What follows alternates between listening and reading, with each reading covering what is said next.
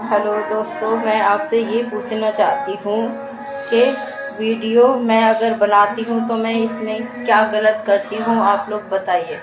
अगर मैं गलत करती हूँ तो लोग वीडियो बनाने पे ऑप्शन क्यों उठाते हैं? मेरी वीडियो पे इतने ऑप्शन उठते हैं, हमेशा लोग मुझे सुना के जाते हैं, वीडियो क्यों बनाते हो? आप लोग बता दीजिए। अगर मैं गलत करती हूँ तो आप मेरे को कमेंट में काला दिल भेज दीजिए, और अगर मैं सही हूँ तो आप मुझे लाल दिल भेजिएगा। बाकी आप लोग बताइए, मैं वीडियो बनाना छोड़ दूँगी।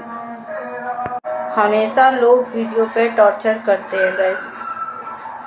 मुस्लिम वीडियो नहीं बनाते, क्यों नहीं बनाते? घटिया लोग, और हमेशा घटिया सोच रहेगी इन लोगों की। अपनी फैमिली और अपने परिवार को नहीं देखते।